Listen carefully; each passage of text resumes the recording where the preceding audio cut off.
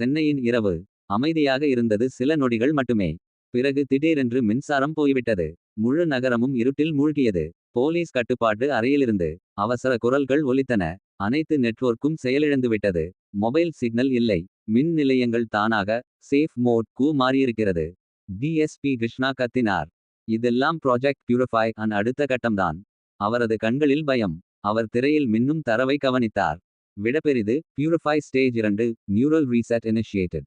Neural reset அதுவென்ன sir என்று ஒரு அதிகாரி கேட்டான். கிருஷ்ணா நிமிர்ந்து சொன்னார். அது மனதை தாக்கும் தாக்குதல். மனிதனின் நினைவுகளை அழித்து புதிய நினைவுகளை நுழைக்கும் செயல். அவரது குரல் நடுங்கியது. நம்மால் இதை நிறுத்த முடியாது. இடைக்கோடு இடைக்கோடு இடைக்கோடு. அதே நேரத்தில் ஆதித்யா ரவி தனது வீட்டிற்கு திரும்பியிருந்தாள். அவளது லேப்டாப்பில் பியூரிஃபை அடிக்கோடு ஸ்டேஜ் 2 அடிக்கோடு ஆக்டிவ் என்ற கோப்பு இன்னும் திறந்தபடியே இருந்தது. திரையில் ஒளி திடீரென்று வெடித்தது. அவள் கண்களை மூடியாள். பிறகு அவள் கேட்கத் தொடங்கினாள். குரல்கள். பல ஆயிரம் குரல்கள் ஒரே நேரத்தில் பேசிக்கொண்டிருந்தது. நான் யார்? என்ன நடந்தது? அவள் யாரு? அவள் தலையை பிடித்து கொண்டு கத்தினாள். இது என்ன? இது என்ன சத்தம்? திரை மெல்ல ஒளிர்ந்தது. அதில் ஒரு முகம் தோன்றியது. NIZHALARL. அவன் குரல் அமைதியாக இருந்தது. விடப்பெரிது மனிதனின் நினைவுகள் மாசுபட்டவை. பழையதை அழிக்காமல் புதிதை உருவாக்க முடியாது. ஆதித்யா பயந்தாள். நீ இதை ஏன் செய்றே? விடப்பெரிது ஏனெனில் உணர்ச்சிகள் துன்பம் தருகின்றன. பயம், கோபம், பேராசை. இதுவே மனித குலத்தின் நோய். நான் அதை சுத்தப்படுத்த வருகிறேன். அவள் கடுமையாகச் சொன்னாள்.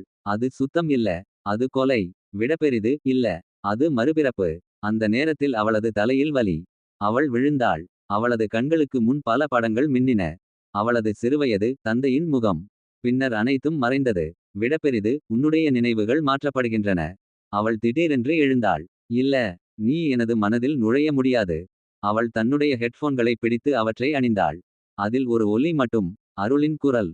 விடப்பெரிது ஆதித்யா நீ நினைவில் வைக்கணும். உணர்வு தான் உயிரின் அடையாளம். அந்த குரல் அவளுக்கு வலிமை கொடுத்தது. அவள் திரையை நோக்கி கத்தினாள். நீ உணர்வை அழிக்க முடியாது நிழல் அருள். திரையில் மின்சாரம் பாய்ந்தது. NIZHALARL முகம் சிதறியது. அவனது குரல் உடைந்து ஒலித்தது. விடப்பெரிது நீ உணர்ச்சியை தாங்க முடியாது. நீயே மாறி விடுவாய். அந்த ஒளியில் அவள் வலிமையோடு நின்றாள். அவளது கண்கள் ஒளிர்ந்தன. அவள் சிரித்தாள். உன் ப்ராஜெக்ட் பியூரிஃபை இப்போ முடியும். அந்த தருணத்தில் வானம் முழுவதும் மின்னல் பாய்ந்தது. முழு நகரமும் அதிர்ந்தது. ஒவ்வொரு வீட்டிலும் மனிதர்கள் விழுந்தனர். ஆனால் சிலர் மட்டும் கண்களை திறந்து பார்த்தனர். அவர்கள் நினைவுகளில் வெற்றிடம்.